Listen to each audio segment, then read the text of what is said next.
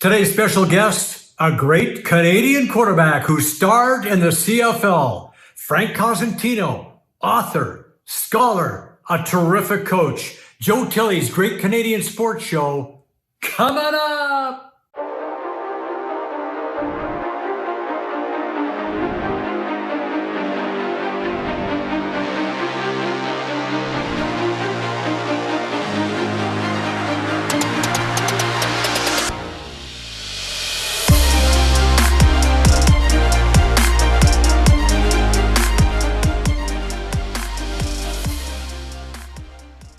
Welcome to the program. Today we have on the show one of my heroes when I was growing up. He was born and raised in Hamilton. He led his Western Mustangs to the CIAU title. He played 10 CFL seasons for Hamilton, Edmonton, and Toronto. He won a couple of Grey Cup titles with the Ticats. A rarity, a Canadian-born starting quarterback. He coached at Western and York. He won 2 Vanier Cup titles. He is a PhD, Professor Emeritus, and Senior Scholar, Chair of Physical Education at York University, formerly written 18 books, 4 of them on the CFL. He is a member of McMaster, York, Western, and OUA Halls of Fame. And in 2018, he was inducted into the Canadian Football Hall of Fame. Ladies and gentlemen, welcome to the program, Frank Cosentino. Frank, good to have you here. Well, good. Thank you very much, Joe. Nice. Thanks for the recognition. That's great. We try to set it up as best we can. We always like to begin right at the very beginning. And the first thing I want to ask you is, how do you end up playing quarterback? Oh, well, good question. When I went to Cathedral High School in Hamilton, and I had played 1 year of bantam football in Hamilton. The Hamilton Old Boys started a league there, and I played as an end in that milieu. And then I went, and I didn't think much about it because baseball was my game at that time. I was 13 years old and went out and played Pee Wee baseball. Russ Jackson was a member of that team, and Cal Connors, who went on to Queen's University as a quarterback too. I went to Cathedral and tried out for the football team twice and was cut. But I went out as, I didn't know what position to play or anything like that. And then in grade 11, 12, the coach of the Cathedral was moving on to Massachusetts, Larry Sullivan. And he heard that I was a pitcher and had a strong arm, and his quarterback was getting out of the way, graduating. And so he asked me if I'd like to try out as a quarterback. So I did. I went down into the cafeteria with a center and was taking balls from him.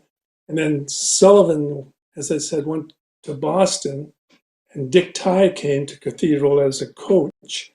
And I wasn't really interested in school that much. I'd rather play sport. But then somebody told me, well, yes, you're not going to be able to play. So I really just made that much effort to pass my exams to get on to the next grade, and so I could play football.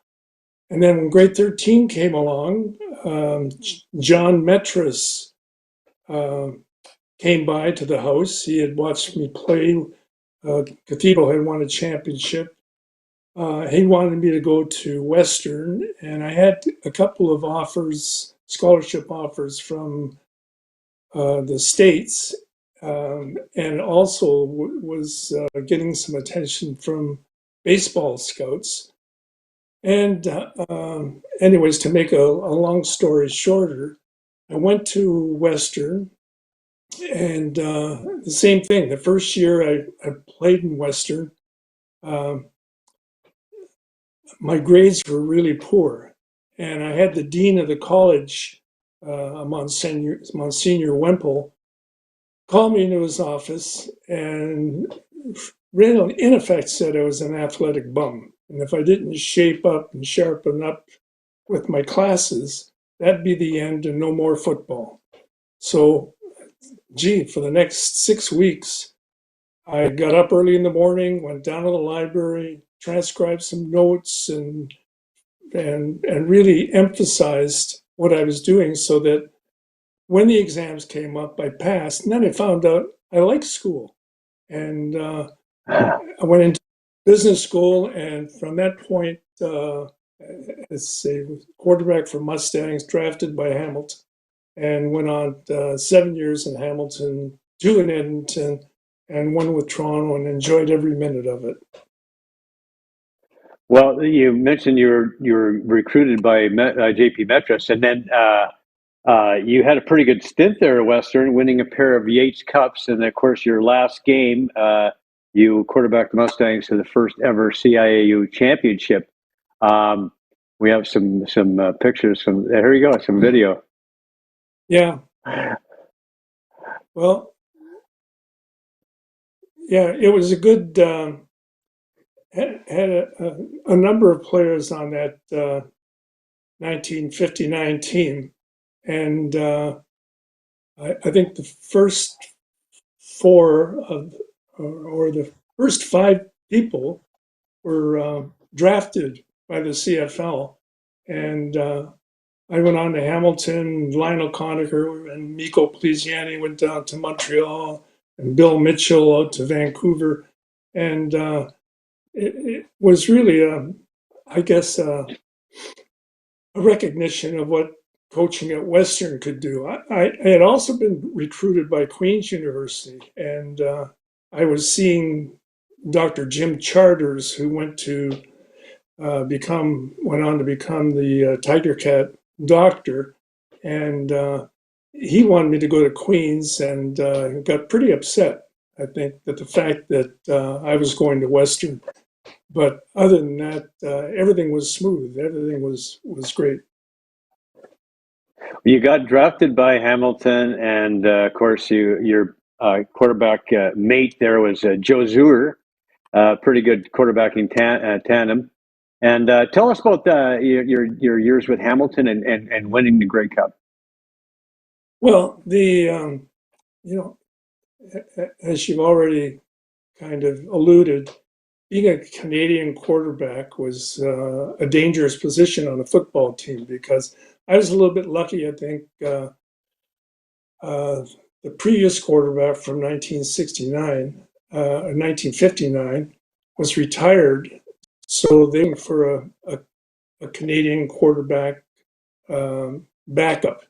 And Bernie Filoni, of course, was the quarterback at that time, and there was no one going to take his position.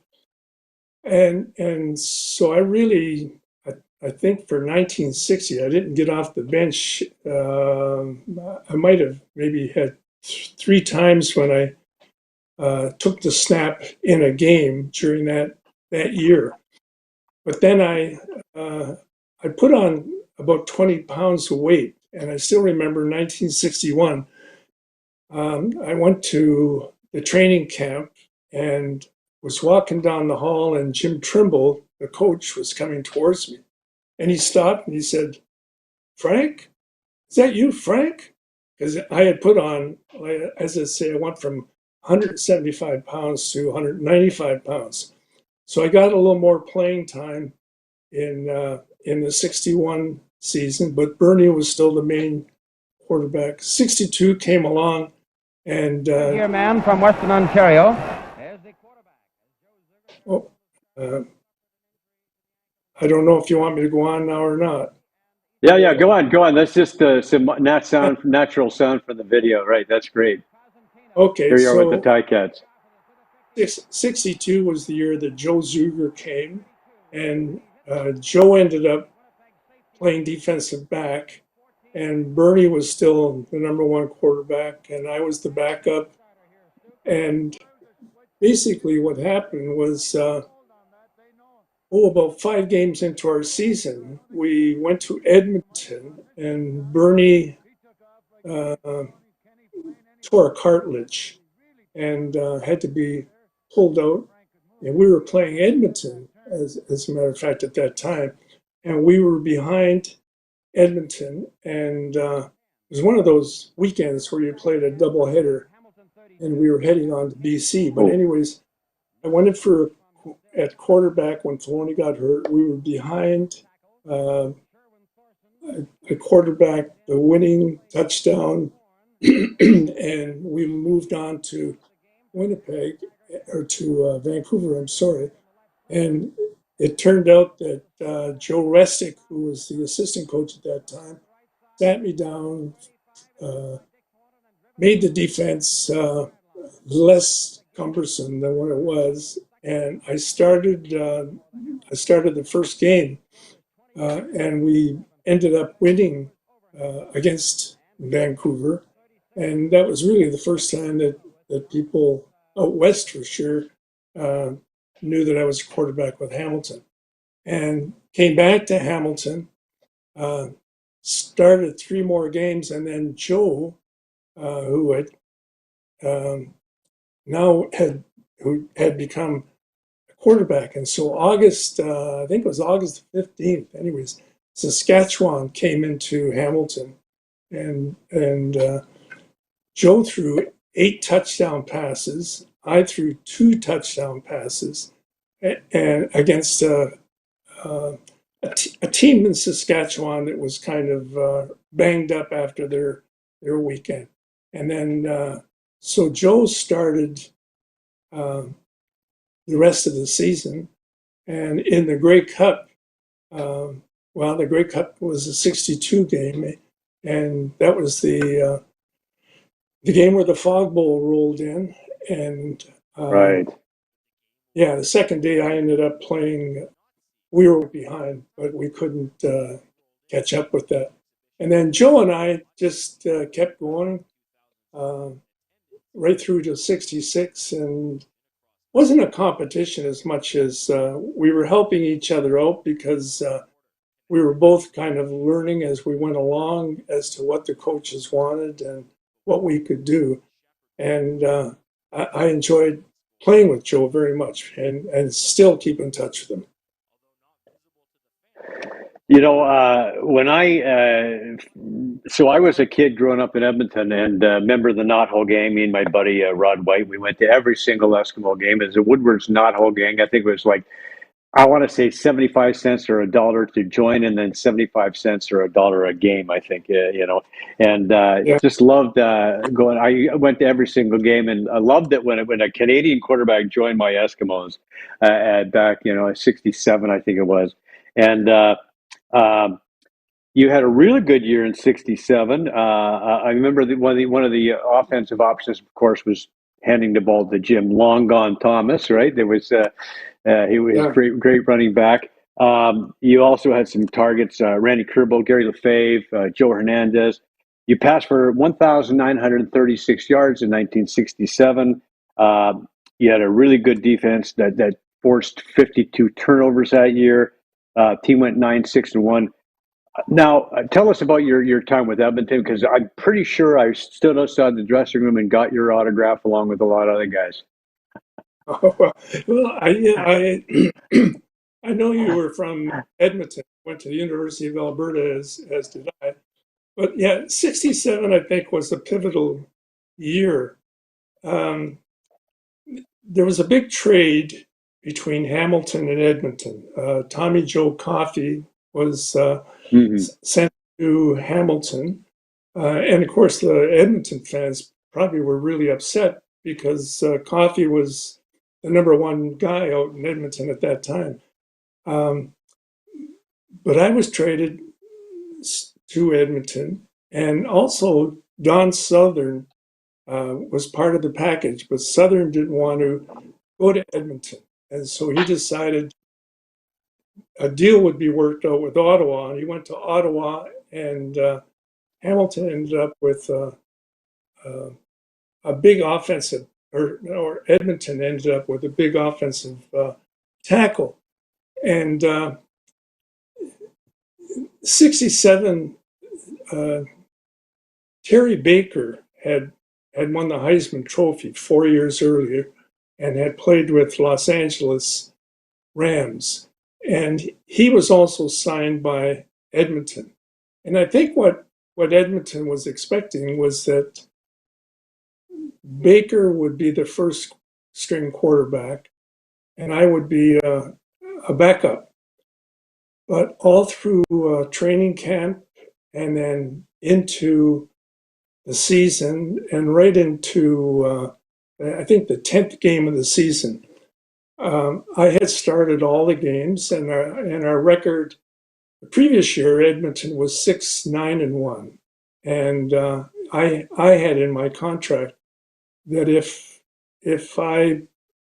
the team had a better record than that, and my quarterbacking was a significant part of that, I'd get an extra $2,000 for that. And Norm Kimball, true to his word, backed that up, and I ended up getting that. But getting back to Terry Baker, Montreal was coming into Hamilton. Montreal was in last place, and for some reason, Neil Armstrong took me out of the starting positions for that game because I guess they wanted to see what Baker was capable of and whether he was going to be earning his money with them. And they won. Edmonton won. And I wasn't miffed or anything like that. The next game we played against Calgary, and Baker started again, but the problems came up, and then I was sent in as a relief quarterback and took the team from behind, and we won that game. And as you mentioned, so we ended up with 9-6-1 and made the playoffs for the first time in 3 or 4 years. Now, we lost the playoff game in Saskatchewan, and actually Baker didn't play the next year. He played half the playoff game as well, but it was a good team. You've mentioned some of the players. I think Long Gone Thomas was kind of he could bail out a quarterback anytime because he had great speed and he always wanted to run the ball. We had Art Baker as a fullback. On defense, Legrone and Pike. Yeah, they were some good players. And as you say, the Knothole gang down in Edmonton and Clark Stadium and so on was just terrific. But halfway through the next season, 68, we were kind of having rough spots. And one of the reporters made mention of it. I was getting some pretty bad press from Wayne Overland in the Journal. Mm-hmm. But anyways,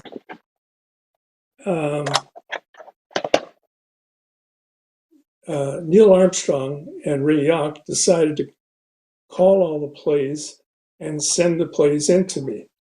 And we had a terrible game. And so after the game was over, I made the mistake of saying, well, at least I know it's not my play calling because every one of those plays came in from the bench. Well, that was it. I didn't play another game until the playoffs when we were playing Calgary again. I was sitting on the bench. The team got behind, and I went in and threw a touchdown pass, made it a little closer. But then I was traded to Toronto, and it was kind of interesting because I was keeping in pace with Ralph Goldston, who played with Hamilton, but now was an assistant coach with Montreal. And he was keeping me busy. He said, look, you're on the trading block and we're trying to get you. So I didn't say anything, but I was surprised when Leo Cahill came across and decided to trade for me. They sent Alan Irwin out to Edmonton, and I came into Toronto, where I had the most great experience of my playing career there. I just, it was a great bunch of guys. Started off going on strike over training camp prices and things like that. And Leo Cahill, a great guy to play for. That was just before the the Leon McQuaid fumble, Grey Cup and all that. That was just before that. But all those guys were there. So you mentioned Leo. What was he like to play for? Well, I think he was terrific. And I'll mention a little anecdote in a minute, but Cahill got it across that most of the guys on the team were rejects with other teams. They had been shipped off because they thought that they couldn't do anything with these guys. You had a guy like Bobby Taylor, who was provocative all the time and everything like that. And different guys, myself included, coming and being traded, and Paul Markle coming from, But anyways, Leo fostered that to get people working in the same direction. And we got into the playoffs. We ended up, and we played Ottawa in '69 in the Big Four finals, the Eastern Conference finals. Mm-hmm. And we won the first game by 8 points. And Leo made the great quote, that only an act of God can stop us from going on to the Grey Cup. And we went down to Ottawa. It was 2 games total point.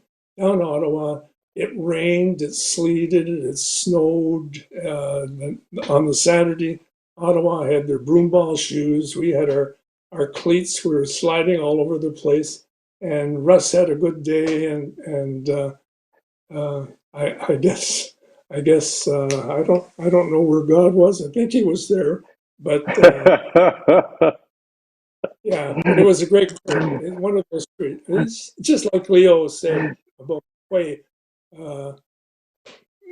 McQuay slipped and I fell. Yeah.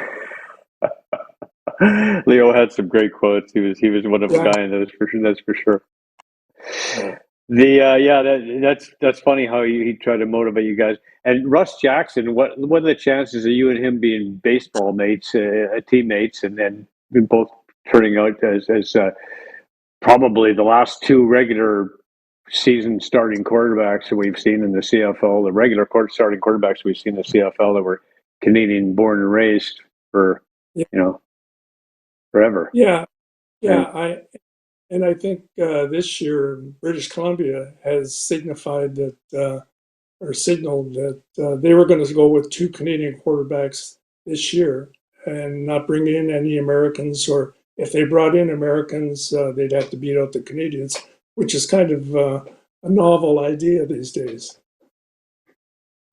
Well, yeah. Well, I want to get into the CFL and the Canadian quarterbacking situation later. That's great, because I think that's really good news, actually.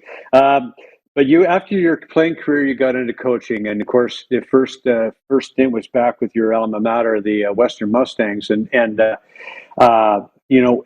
was good. You won cups in '71 and '74. What stands out the most about those Western Mustangs teams that you coached in the early '70s? Yeah, well, it was a new experience for me. I really felt blessed in a way that I had some good coaches in my career, some poor coaches in my career, but I had the chance to kind of pick and choose from what I thought were the good things. And, for example, in Hamilton, I had Jim Trimble, and then later on, Ralph Sagio, Neil Armstrong at Edmonton, and the players I knew who kind of had a way about themselves of being able to get the message across that you had to keep focused and all that. But when I got to Western, and of course having a coach like John Metris, I think the first year was 1970, and had 19 freshmen, I think, on the team. And all I wanted was to have a winning season. And, I didn't expect anything else, but that was the goal that we were going to set each other. And it was, I don't think I went through the whole season, the whole time I was a coach, where I blew a whistle. I wanted to get their attention as people and that they were fully involved with, and I was fully involved with. And I didn't want this kind of whistle that as soon as you blew it, everything stopped. And generally speaking, I tried to get across the point that this is their team. It's up to them to put in as much as they could to make it the team that they want. All I had to do was to try to create an environment so that they could come through with whatever their position was and whatever their goal was. I remember, for example, a young fellow, Jimmy Budge from Mississauga, or from Scarborough, I guess. But anyways, he came in his first year and really 18 years old, was gung-ho, just really interested in what was going on. And we played a game, and he loved to be assertive, and he fumbled the ball while he was trying to catch it on the run. And he was coming off the field, and his head was down and everything like that. And so as he was going by me, I stopped and looked at him in the eye and I said, "Look, that happens to a lot of people. I'm really glad to see that you thought you could do it. All you have to do now is keep concentrating and it'll eventually come around." And I could see that he was jacked up, that they really liked positive input. And so I tried to be like that. And actually, I got that from having a son as our first child. When our son was walking along, he might walk into somebody's garden. And so I go over and pick him up and I said, don't do that. And then somewhere else, he'd go onto the road. He was about 4 or 5 or 6, go onto the road, and I'd pick him up and I said, "No, don't go on the road." And then it dawned on me that what I really want is for him to stay on the sidewalk. So instead of saying, "Don't do this, don't do that," I started phrasing my positive approach of saying, "Stay on the sidewalk." And I took that, believe it or not, I took that into my football and my coaching. That I tried to be assertive, but assertive in a way that it was a positive approach. And it was great. The next year, we ended up, as you say, the Vanier Cup. And then 3 years after that, 74, we won the Vanier Cup again, and actually coached against a fellow that I went to high school with, Ron Murphy, who was the Toronto varsity coach at that time. But those are all good days, and we still keep in touch. Really, it's almost like I picked up a whole bunch of new friends, and they picked up a friend in the way that the team was approached. That positive reinforcement reminds me, that's so important, because my brain doesn't hear the don't part. It's like if I'm standing over lining up a tee shot in golf and there's water in front of me, and if I say don't go in the water, the brain doesn't hear the don't part. So if I say land on the green, okay, so that's that's a much better, more effective way to do it. I like that. So then you, after leaving Western, after two Vanier Cups, a Frank Tindall Trophy as Coach of the Year, you move on to a bigger challenge at York University. And what prompted you to take on a monumental task like that?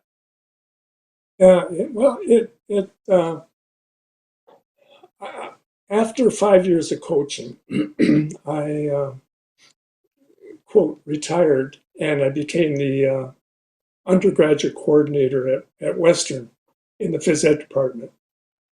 And I had a phone call from a fellow at York and said, it's opening up down here. They're looking for a coach.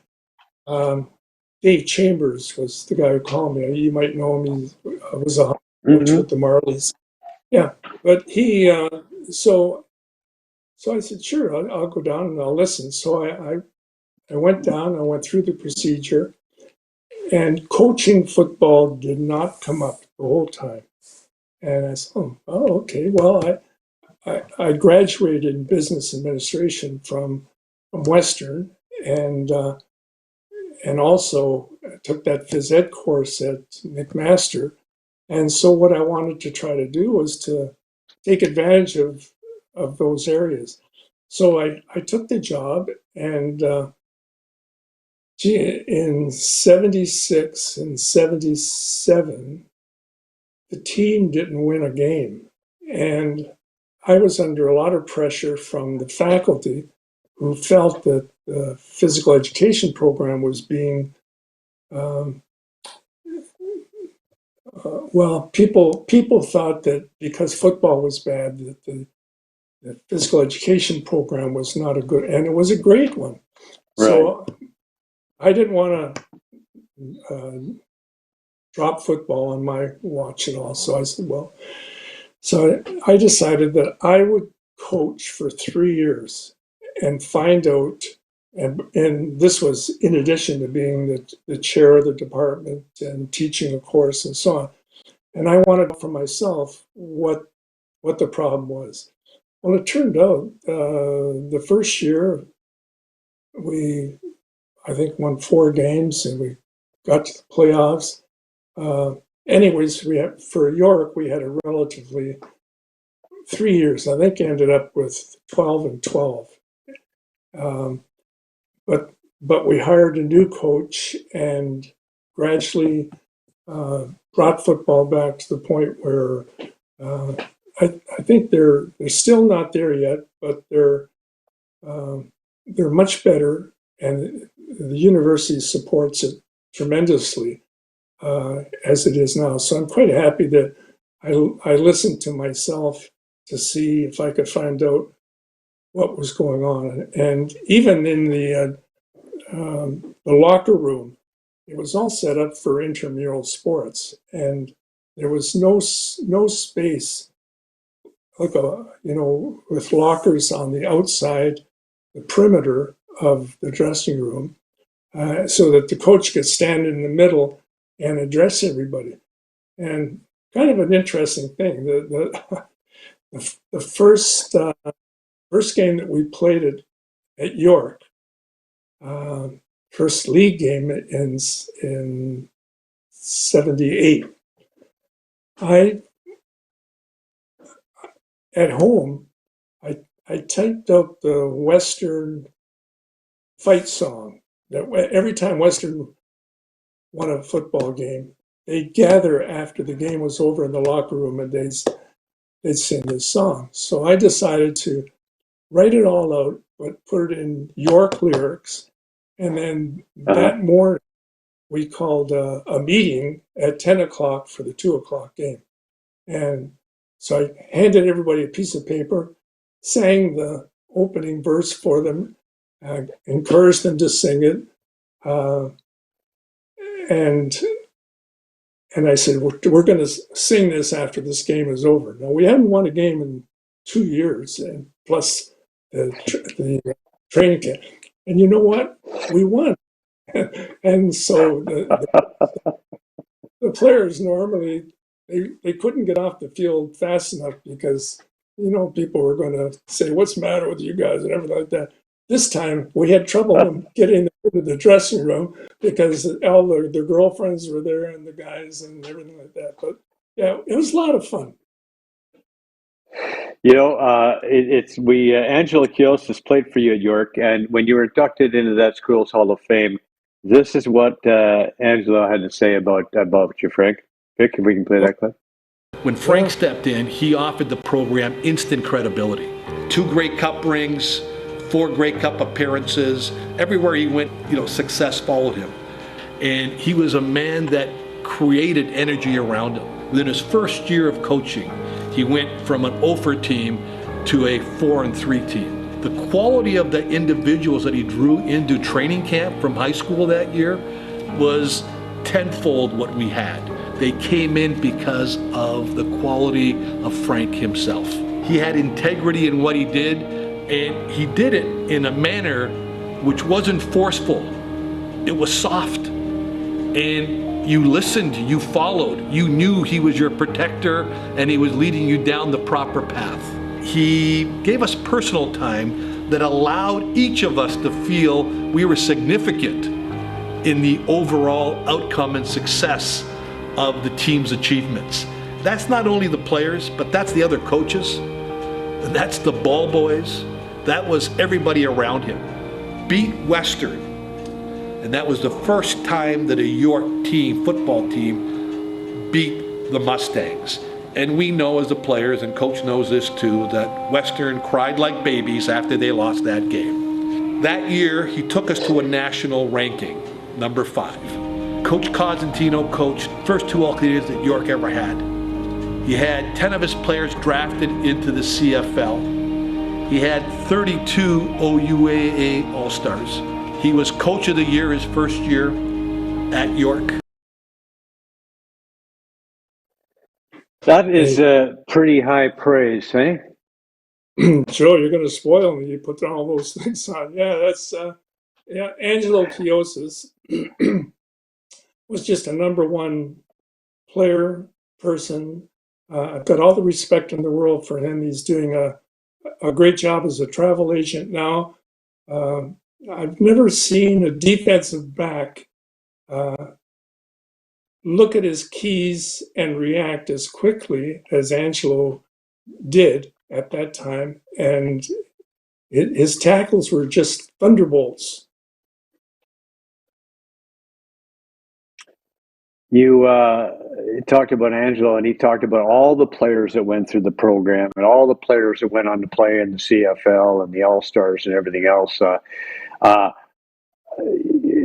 Which coach, when you look back, had the biggest effect on you and teaching you to coach? Oh, well, that excuse me, that's a tough question because I think, as I've already mentioned, I tried to take what I thought was the best from each of the coaches to practice, and the worst of the coaches that I wouldn't attempt. So I don't know, like I think Trimble was kind of a very knowledgeable, but he was happy to kind of say things out loud that kind of helped the opposition. Like I remember Hamilton played Winnipeg in the Grey Cup games of '62, I think. This one where Trimble was quoted as saying, "We'll waffle them," and of course, that's all the opposition players need is to put that up on the bulletin board and that extra input into their play. Motivation, yeah. Yeah, Sergio was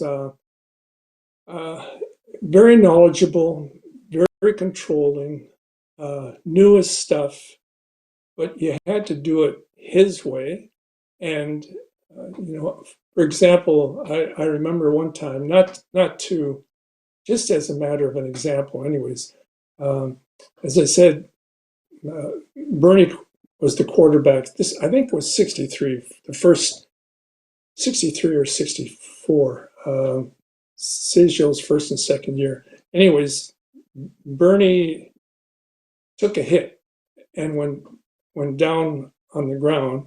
I got up and I started throwing the football on the sidelines. And Ralph came and said, "Who told you to get up?" I was stunned. I said, "Well, nobody told me. I saw Bernie's hurt down there, and if I have to go in, I want to go in warmed up." He said, "Sit down. I'll tell you when to go in." And that was it. Now that was just the way Ralph was. I don't know what was going on in his mind, but that's something that I wouldn't pass on. Neil Armstrong was probably the most organized guy, but still, he wasn't able to get through to his players. I don't think as much. And Leo, as I mentioned before, he kind of had this approach of putting the guys on the bandwagon and show the other people that you're a lot better than they said you were. And then John Metris was just kind of a father figure. The year I went there, 56 was my first year there, but my father had died in 53. And Metris had taken time out to come down when he was recruiting me, he'd drop over and say hello. So it's hard to say. They're all good people, but they all approach a problem in a different way. In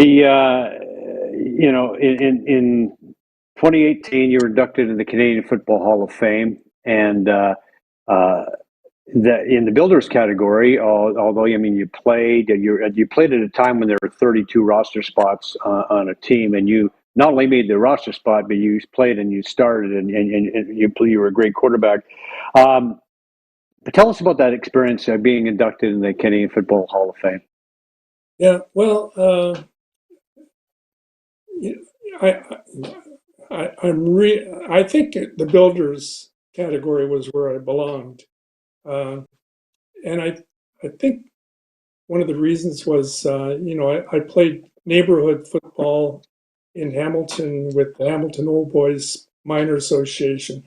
I went to high school in Hamilton and played at Cathedral High School, and came back and played with the Tiger Cats that well. And I had written some books on football. And so I think category-wise, I'm not going to be compared with from whatever quarterback, Anthony Cavillo or like that. Yeah, Russ Jackson too. In fact, I think Russ has often said, he says, "Well, I didn't want to get into the position where Cosentino was in over Hamilton, where he wasn't really going to get a shot over there." And I kind of silently said, "Thanks, Russ." But yeah, so I was really happy. I was surprised, but I think when I look at the category of a person who, well, a builder, I kind of thought of the analogy that builders need mortar, and the mortar that held up the bricks was my family upbringing and the fact that I had possibilities that first time in my family that I might be able to go to university. I might be able to get a degree, and a lot of it was because of football and the idea of my family being something that gave me the impetus. My parents were immigrants who came over 1924, 25. My mother in 29, and they left their Italian heritage to have opportunities for us as children. And I wanted to try to take advantage of that. And so being a builder, I think, I got the old, I remember in Toronto one time I saw this quote, the Italians came over as immigrants who helped build the city, and today they own it, type of thing. But it was something I'm very thankful of and very pleased about, and try to live up to if I can. Okay, so Frank, our producer Vic has asked if you can slide over to your left just a smidge, because you're facing. Yeah, there we go. Okay, so now I want to talk about your book penmanship. You've written 4 books on the CFL, 18 books in total, and but you covered the CFL incredibly well from 1909 until today. I just finished reading Home Again, Canadian Football from 1994 to 2014. I forgot how much had happened in those 20 some years, 20, 21 years, whatever it was. But you started with the U.S. expansion, and it was crazy. Baltimore was a huge success story, but you also had Birmingham Barracudas, Memphis Showboats, San Antonio, Texas, Las Vegas Posse, well-heeled ownership, big stadiums, appetite for pro football. It seems like in some ways it should have worked, but it didn't. What do you think happened with the U.S. expansion? Yeah, well, incidentally, I'm on the sequel of that, and hope to bring it out within 2 years. But I think the reason why Larry Smith wanted to go to the States was financial. They just weren't drawing crowds. They couldn't keep up with what was going on. But I think the thing that happened really is you couldn't compete with the NFL, and minor football, which isn't the NFL, no matter what the league is not going to be accepted, whether it's the XL, the United League. And, they simply, people simply are in love with the NFL, and the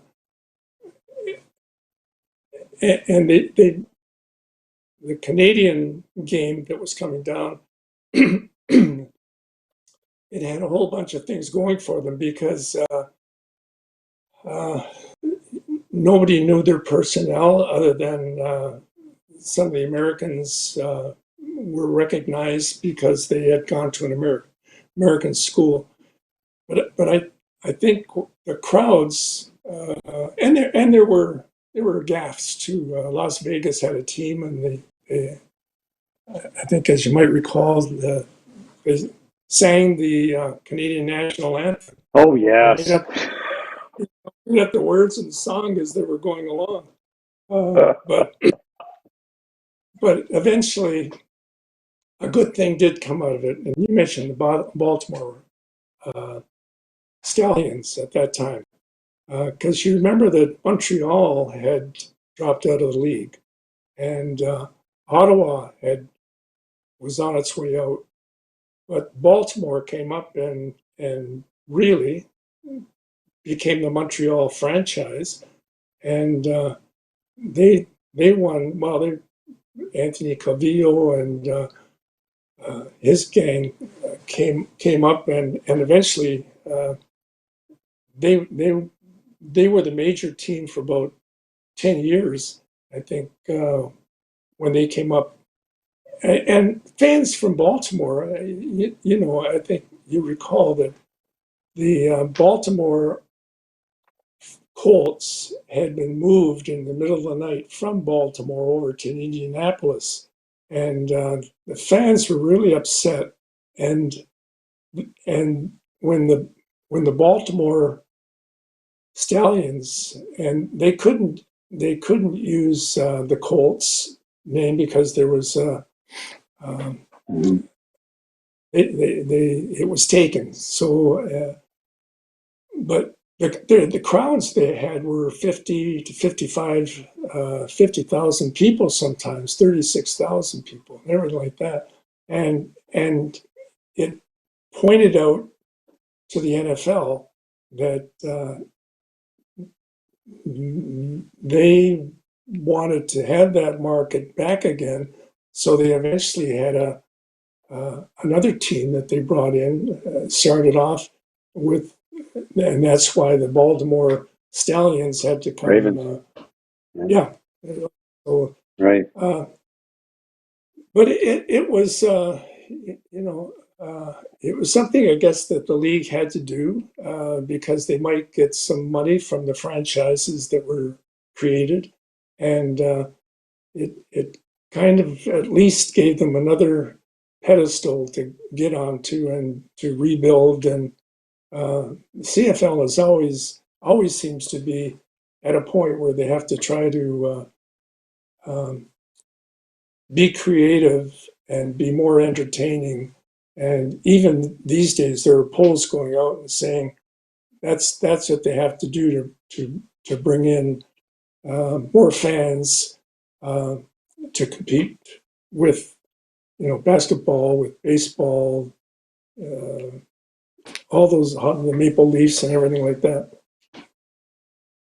What when all is said and done, what would you say that the American expansion experiment did for the CFL? Was it did it hurt the league? Did it help the league? Did it save the league, or did it almost kill the league? Where would you stand on that?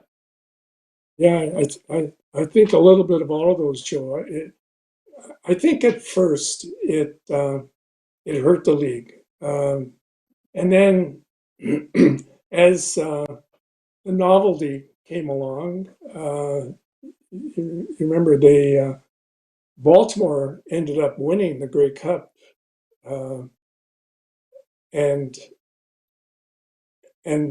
is the only American team that has ever won the Grey Cup.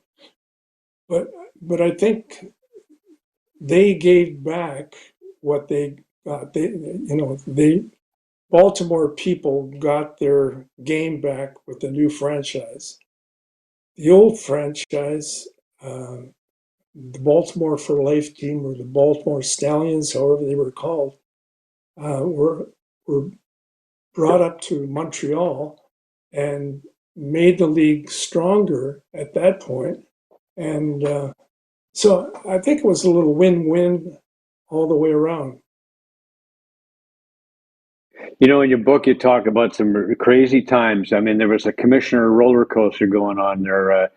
There was and in and out, and Larry Smith, and then it was Mike Lisco, and then Tom Wright, and then Mark Cohen. Tell us a little bit briefly. I mean, it touched a lot on the book, because I highly recommend you read. Anybody who's watching reads the book, because there's so much cool information in there. But tell us your sort of thoughts on that wild ride the CFL was on in terms of the commissioner du jour. Yeah, that's a good point. And I think personally, this is just a personal opinion, is that normally when the commissioner was formed, whether it's Jake Godar in football or an American baseball commissioner, he was an arbiter. And wasn't really doing policy or anything like that. He tried to make sure that things were going well, and nobody was hogging the spotlight or anything like that. And I think somewhere along, maybe it was, I think it was in the mid '60s, probably, where Godar was just winding down. I think the owners started thinking that, hey, we're businessmen and we should be doing things for ourselves as well as for the public. And the commissioner was looked at as someone who could find a way to bring more revenue in based on new ideas and things like that that he had. Like I'm sure that that's what Larry Smith was up against. He had to take the American expansion and be able to justify that by saying, well, they saved our bacon because they brought new teams in, they brought money from franchise fees and things like that. And I think too, even today, the commissioner is going through a lot of balls in the air, really. That all the European and European countries that play football and want to be part of CFL 2.0 type of thing. That it's again they're doing it to expand football. Television is a huge operation now. The NFL has so much money coming in from television rates that, by contrast, Hamilton isn't able to do, or Canada isn't able to do that. And a case in point, well, you were with CTV for a long time, but there's only one. There's TSN does a great job, no complaints at all. But I think somehow, if you watch an American NFL game, the games are being carried by Fox News, by NBC, by CBS, by ESPN at the same time. Different NFL teams. And wouldn't it be wonderful if we could get CTV, Global, CBC, Independence also part of the package when TSN is maybe taking the game of the night type of thing. But to their credit, TSN is paying substantially a good amount of money that if they were able to bring that revenue that TSN is paying from other networks, I think it would be a great thing, and it would be a savior for the CFL. Like, if Sportsnet was to sort of take a package as well, because in the summer they have baseball, but there's a lot of opportunity for to put it on one of the Sportsnet channels anyway, because it's kind of come down to TSN and Sportsnet in terms of although CBC would be able to find room for it. I'm sure it's just for them it might come down to the money. But it could be a real money maker. Who knows? If I'm looking at the stints of the commissioners, Mark Cohen seems to have done pretty well when he was running the show. And when you talked about the commissioner's job, it kind of it sounds like a marketing position. But at the same time, the owners wanted that marketing guy to basically do their bidding. So then you've got different different owners with different objectives and different, so they want to have the commissioner doing different things, and it's hard for anybody to have to jump through all those hoops. So it seems to me like, by reading your book, what I got from Mark Cohen was he was able to become that single voice and is able to tell everybody, shut up, I'm speaking for the CFL. This is how it's going to come down, and he was able to achieve that which the previous commissioners weren't. Yeah, I think you're right. And just before we're going, I neglected saying Sportsnet as part of that package that is necessary as well. But Cohen, he had two pretty good terms, and I think he was basically a marketer. But at the same time, if you got the commissioner being a marketer, And I guess that's what the CFL wanted. That means that there's time that he's giving up from being, quote, a commissioner that is looking at the league in a wider scope than just marketing. But marketing is important, and I know. Well, he I think when he got out, I shouldn't say that when you decided commissioner again, I think he would be happy with the job he had done, and he passed on something that I guess the league, the league wasn't quite sure of how their new commissioner was going to act.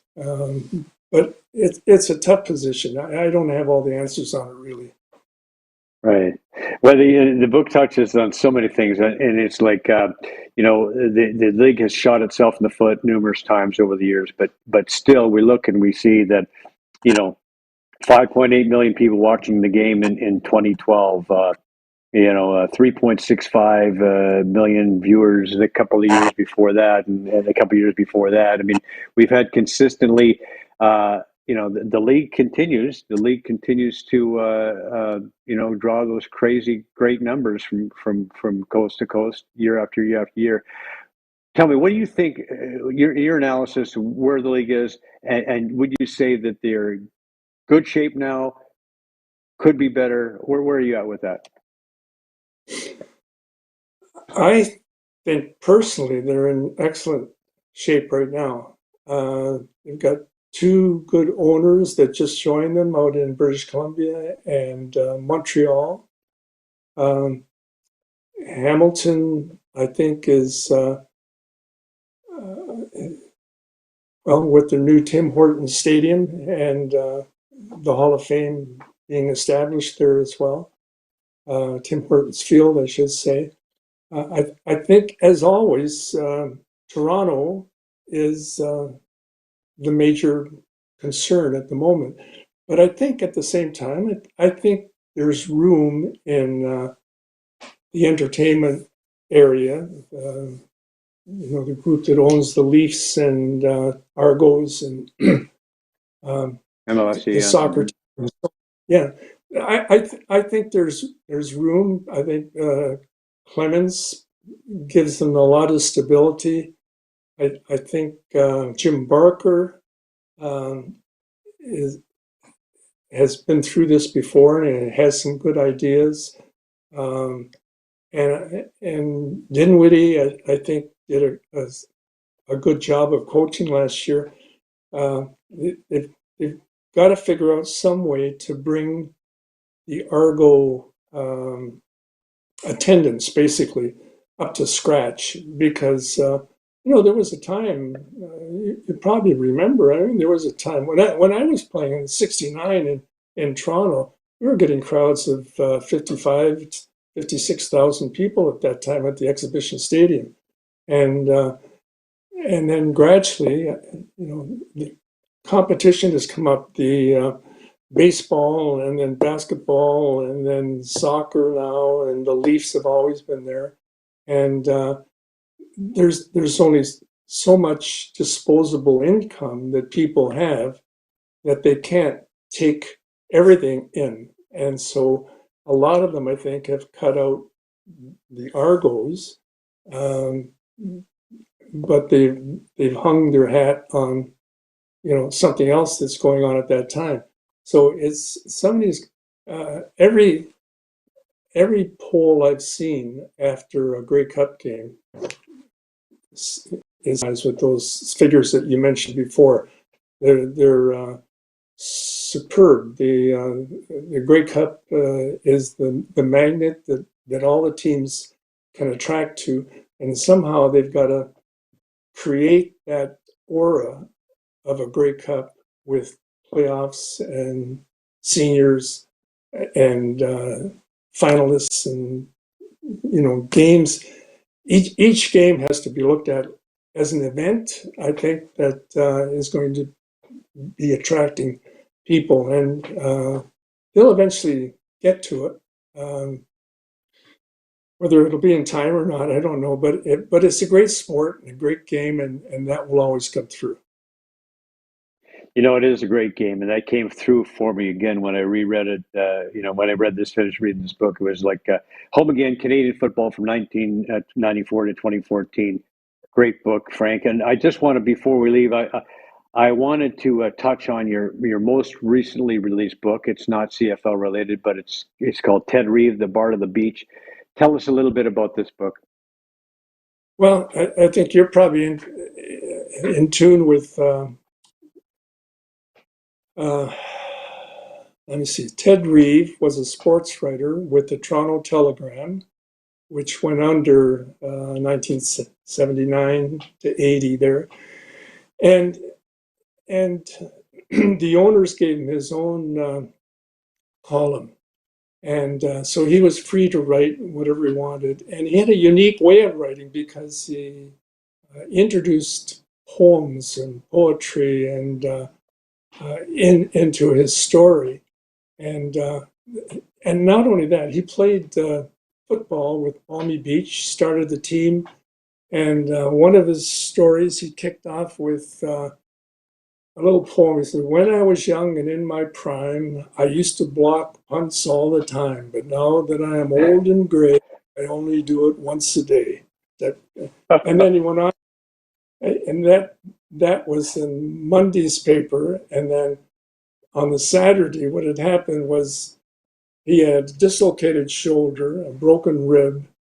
He was on the bench, all dressed, and he kept telling the coach, let me in, let me in, let me in. And the coach said, no, not me. And so eventually he said, well, heck with you, I'm running in. So he went in there and blocked a field goal or blocked a punt and ended up leading the team to the Grey Cup win. So I think that was 1930. But he did all these things. He had all these different aliases. Well, you'll have to tie it in with Palmy Beach and all the Figures Foley and Alice Snipper Snapper. He had all these people who, from their perspective, covered a sporting event, and the people just were thrilled with him. As he eventually ended up with the Toronto Sun when the Telegram was when they were sold and the Sun started, but. Great guy. Well, Paul Pascal. Yes, sorry, go ahead. No, I was going to say the book. Well, the book is available through lulu.com or through my website, valleyoldtimers.com. All right, thank you, Frank. We'll look that up, and also our Paul Pascu, who provides a lot of our video, he also recommended Hockey Gods at the Summit about the 72 Canada-Russia series, which you wrote. Yeah. You got you cover a lot of area here, Frank, and definitely the Bard of the Beach, Ted Reeve, Bard of the Beach is the book that I'm reading next, so I'm looking forward to that. I want to say, Frank, it's been awesome having you on the show. As a guest on Joe Tilley's, what we got here, Rick?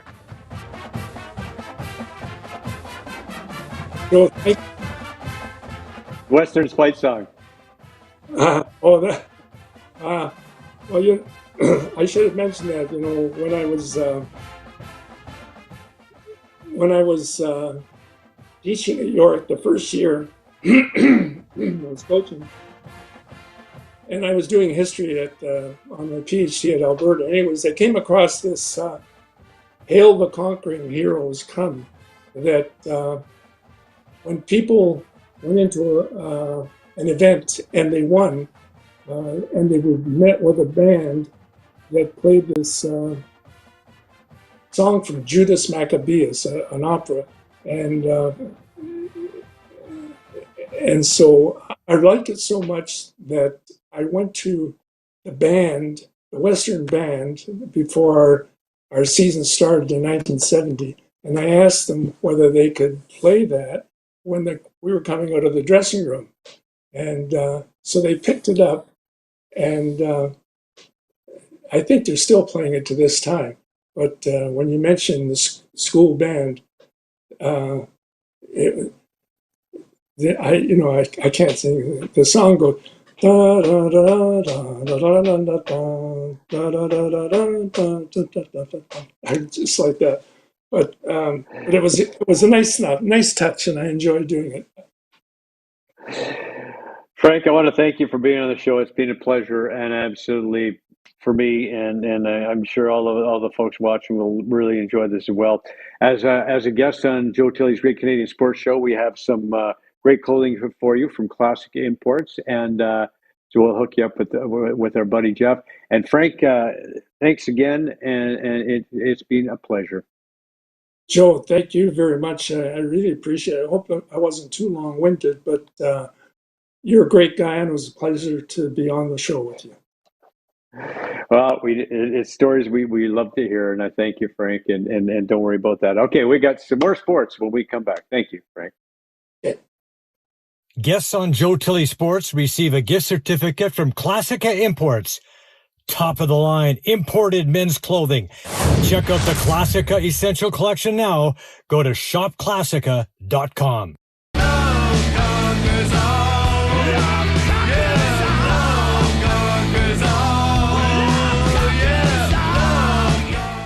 Hey, this is Tommy Graisley, aka Tommy Gunn. I love two things, music and sports. And when I want sports, I go to the Joe Tilley Show. He gives me everything I want. It's a great show. Check it out for yourself. Joe Tilley Sports, coming up. Good night. When I'm working out, I like to wear my Joe Tilley's Great Canadian Sports Show t-shirt. It makes me feel handsome and strong. If you want a t-shirt, support the show, click on the link below. Now, back to my workout. 1,761, 1,762, 1,763, 1,764. Addiction Rehab Toronto, Toronto's #1 alcohol and drug treatment center, saving lives, reuniting families. The only treatment center in the province to offer medical detox, treatment, sober living, and lifetime aftercare all in one place. Our unique and specialized programs are designed to equip our clients with the tools to successfully lead a life of dignity, respect, and purpose. Let us help save your life or your loved one's life. Call today for more information or to facilitate an intervention. 1-855-787-2424 or visit addictionrehabtoronto.ca. Joe Tilley Sports is brought to you by COSA, Central Ontario Standardbred Association, providing a united voice for harness horse people racing at Ontario tracks.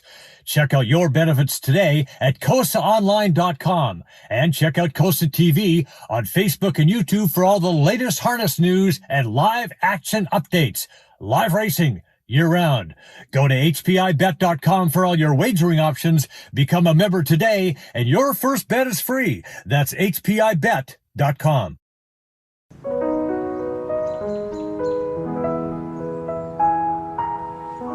Slow play. It's a slippery slope. First you go looking for that lost ball, and then everything goes sideways.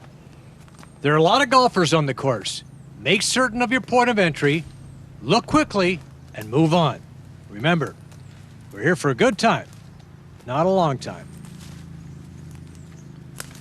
Find anything, Bob? Not yet. Visit moregolf.ca. You'll find everything a golfer could need, from balls, gloves, and clubs, to custom fitting opportunities, training gear, and more. When you go to moregolf.ca to log in and make your final purchase, don't forget to enter promo code JTSports to get $20 off. Go to moregolf.ca today.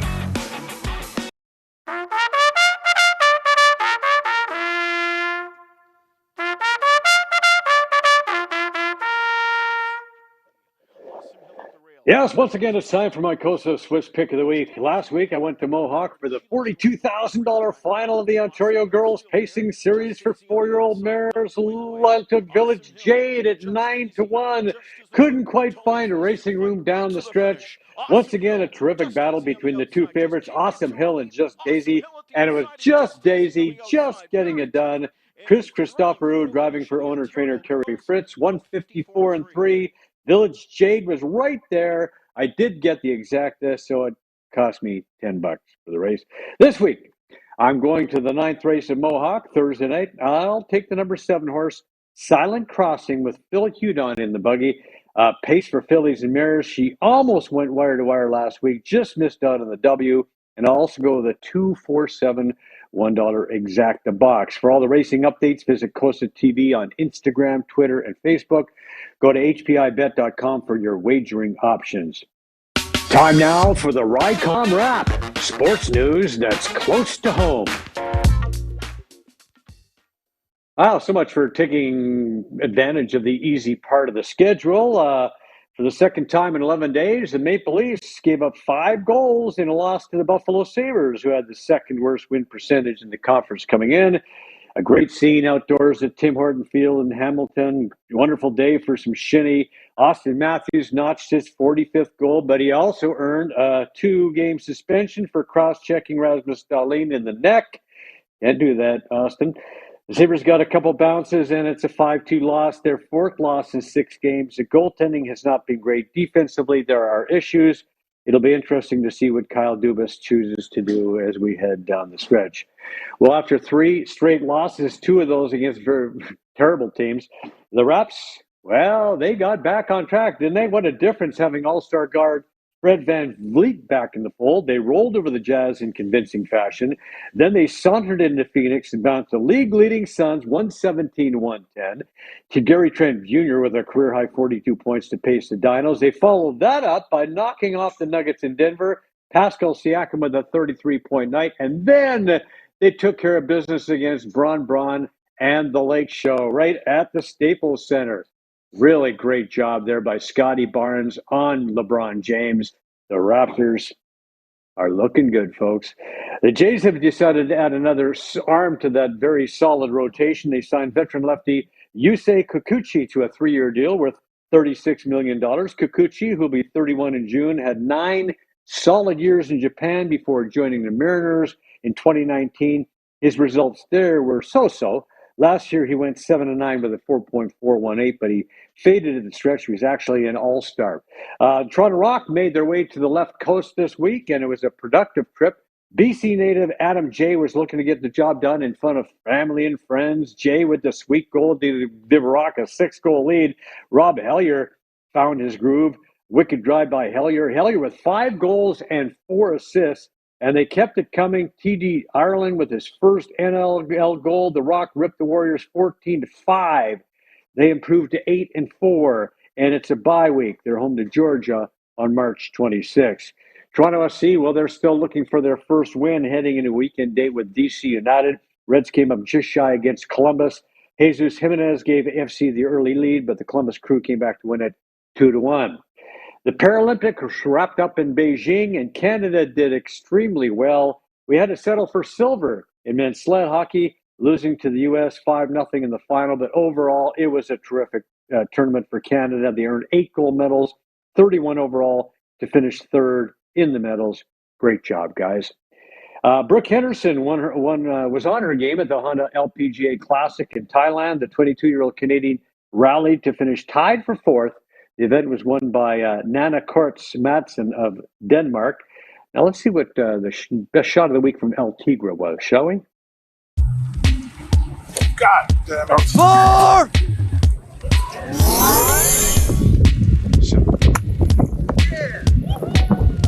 Wow. Did you see that? Some golfers just don't want to take a stroke, so they'll slide out of the water. Woo!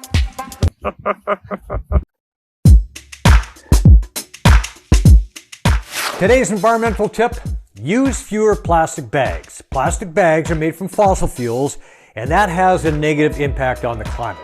Drains clogged with plastic waste can contribute to major flooding.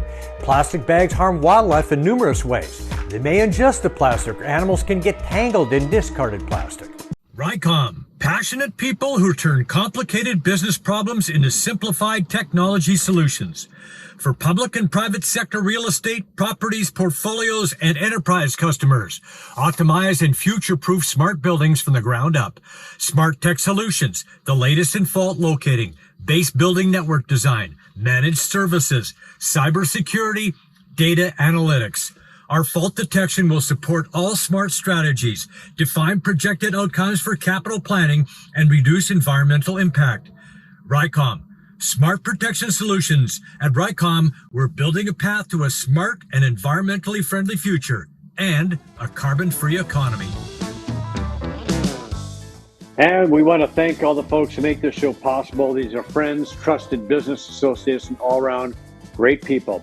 I highly recommend them all. A reminder, the show is also available on iTunes, Spotify, Breaker, Radio Public, Google Podcasts, and Pocket Casts, as well as the Spanglish Network and Zingo TV. Also, please like and subscribe the show to you on YouTube. It's free, and all of our great past shows are on there, so have a look on YouTube. Once again, thanks to Frank Cosentino for being on the show. It was great to have him here, one of my childhood heroes. Thank you for watching. Join us next week when Dan O'Toole joins the program.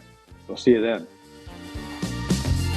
Joe Tilley's Great Canadian Sports Show is brought to you by Brian Gribben Insurance Planning, helping you solidify your financial future. At BGIP, what we do that's unique in the marketplace is we show people how to spend and enjoy their money in their early years of retirement without the fear of running out.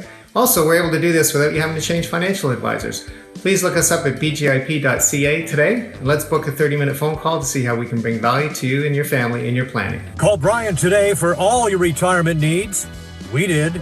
905-686-5678. Do you want to buy or sell a home? Could 31 years of real estate experience help you? Why not speak to an amazing team that loves to overpromise and overdeliver? Aldo has a tremendous team of experts on staff. They are committed to making your next real estate transaction smooth and comfortable. Call 416-GET-ALDO or visit getaldo.com. Brought to you by MNP, a leading Canadian national accounting, tax, and business consulting firm. MNP proudly serves and responds to the needs of our clients in the private, public, and non-for-profit sectors. Through partner-led engagements, MNP provides a collaborative, cost-effective approach to doing business and personalized strategies to help people and organizations succeed across the country and around the world. With local offices in Oshawa, Toronto, Mississauga, Burlington, and more, our team is here to support you. Visit mnp.ca to learn more.